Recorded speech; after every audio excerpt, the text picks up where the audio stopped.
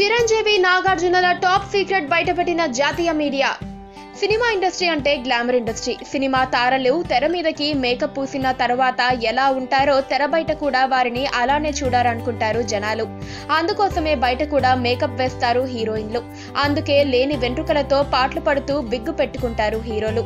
అలా బయట విగ్గు వేసుకొని తిరగటం ఇష్టం లేక తన ఇమేజ్ ఎప్పటికీ అందాల నటుడిగానే ఉండిపోవాలని శోభన్ బాబు మంచి వయసులో ఉండగానే సినిమాలు మానేసి ఆ తర్వాత సినిమా ప్రపంచానికి చాలా దూరంగా బ్రతికారు. అందుకే అతడు సినిమాలో మహేష్ బాబు తాతగా నటించమని అడిగినా సున్నితంగా తిరస్కరించారు. రజనీకాంత్ మరో రకం. సినిమాల్లోనే తప్ప బయట విగ్గు వాడరు. కానీ అందరూ హీరోలు వీరిలానే ఆలోచించాలని రూల్ లేదుగా. విగ్గు వేసుకొని బయట తిరిగే హీరోలున్నారు తెలుగులో. ఆ లిస్టుని ఓ జాతీయ దినపత్రిక ప్రచురించింది. వారెవరో చూడండి. చిరంజీవి ఫిలిం ఫంక్షన్స్ కు వస్తున్నప్పుడు విగ్గు పెట్టుకొని వస్తాడని, అయితే రాజకీయ సమావేశాలకు మాత్రం సహజమైన హెయిర్ తో వస్తాడని ఆ పత్రిక తెలియజేసింది. ఇక పవన్ కళ్యాణ్ విగ్గు వాడుతున్న సంగతి కూడా జాతీయ పత్రిక తెలియజేసింది. పవన్ విగ్గు వాడటం ఈ మధ్య ప్రారంభించారట.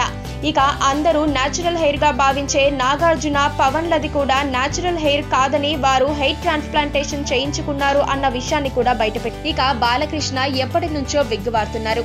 ఇందులో ఎలాంటి దాపరికం లేదు. ఎందుకంటే విగ్గు లేకుండా కూడా ఆయన చాలా సార్లు బయట దర్శనమిచ్చారు. నటకిరీటి రాజేంద్ర ప్రసాద్ కూడా విగ్గు వాడుతున్నారు. సినిమాల్లో బయట ఎక్కడున్నా విగ్గు కంపల్సరీ. నాగార్జున విగ్గు వాడకపోయినా ఏదో హెయిర్ ట్రాన్స్ప్లాంటేషన్ చేయించుకున్నారట. ఇది చాలా తక్కువ మందికి తెలిసిన విషయం. మోహన్ బాబు, రాజశేఖర్, నాగబాబు, సుమన్లు ఇలా వీరు కూడా విగ్గులు పెడతారట.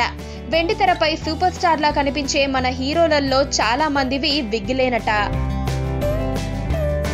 పక్కనే ఒక గంట సింబల్ కనిపిస్తుంది కదా, దాన్ని నొక్కారనుకోండి, మేం చేసే వీడియో అప్డేట్స్, నోటిఫికేషన్స్ అన్నిటితో మీ డివైస్ లో వాలిపోతాం.